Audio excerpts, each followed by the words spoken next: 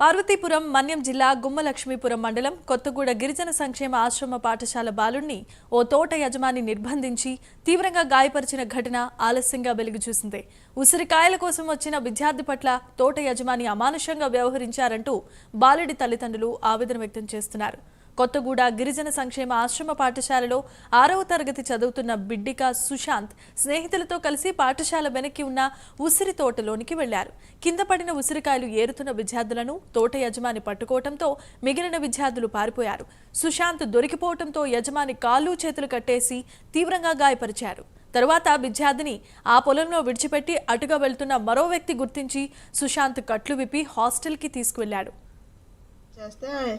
అలా ఫ్రెండ్స్ వాళ్ళు పిలిస్తే ఉసిరికాయకి వెళ్ళి రాలిని వేరేసి అలా వెళ్దాంరా అంటే ఉండరా అనేసి వాళ్ళు ఆ యజమాని రావడము చూసి పారిపోయారు. ఈ ఒక్కడే ఉండిపోయాడు.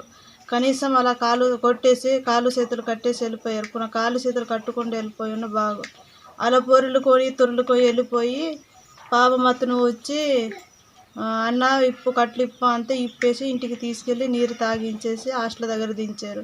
కనీసం హాస్టల్ దగ్గర వెళ్ళి పోనీ వాళ్ళ ఫ్రెండ్స్ వాళ్ళు తెలిసిన వ్యక్తులు ఇలిగిలిగి జరిగిందిరా ఏదిరా చూస్తామనేసి కూడా చూడలేదు.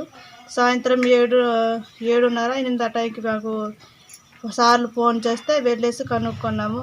అప్పటికి వాళ్ళు కనీసం హాస్పిటల్కి కూడా తీసుకెళ్ళలేదు.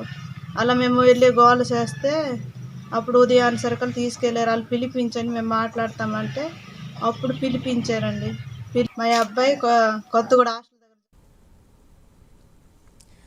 విషయం తెలుసుకున్న బాలుడి తల్లిదండ్రులు ఆశ్రమ పాఠశాల ఉపాధ్యాయులను నిలదీశారు. తోట యజమాని చేత గాయపడిన బాలుడికి కనీసం చికిత్స కూడా చేయించలేదని ఆవేదన వ్యక్తం చేశారు.